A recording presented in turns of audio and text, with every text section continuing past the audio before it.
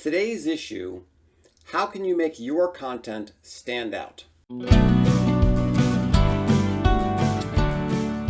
Hi everybody, my name is Greg Crable and this is my podcast, Something I Learned Yesterday, where I take one issue, usually from the world of publishing, and try to explain it in just a few minutes.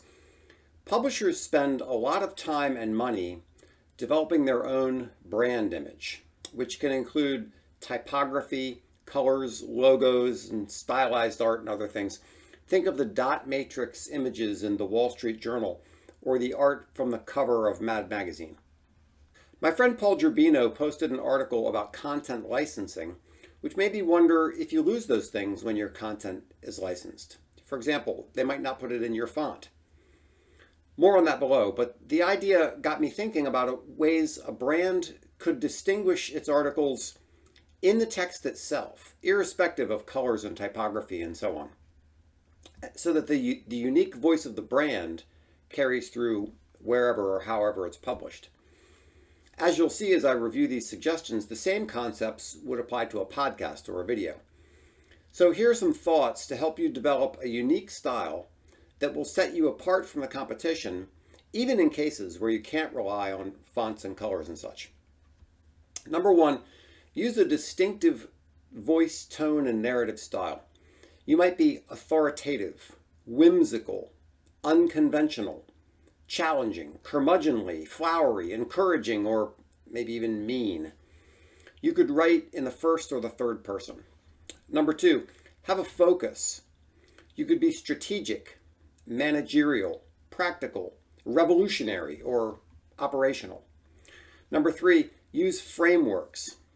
Every article could follow a pattern like the problem, the solution, the benefit, and examples. A step-by-step guide would be a similar concept. Number four, create recurring segments. You could have a CEO corner, expert insights, quick stats, tech innovations, or market trends. Number five, stretch your vocabulary. Find some unique words and phrases that fit with your style and message, or invent them. My old friend Lewis Carroll coined the mimsy and whiffling. Use catchphrases and funny names. Number six, have a message. Tie your content back to an ethos like thriftiness, or to a value like generosity, or to a principle like local political control. Number seven, pick favorites. I know a priest who always quotes G.K. Chesterton in his homilies, and I tend to relate things back to Star Trek because, in case you didn't know, everything you need to know about life you can learn from Star Trek. You can also quote your favorite author or 70s rock ballads. Pick something that will give some color to your content. Number eight, use characters.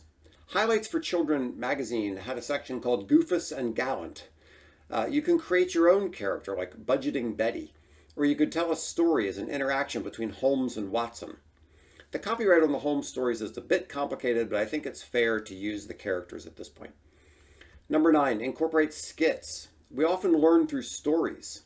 Hone your storytelling ability and express your message in a little piece of drama or comedy.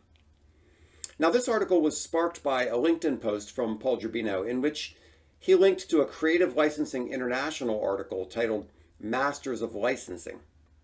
It lists two reasons publishers may be reluctant to license their content. The first is the fear of losing the exclusivity appeal.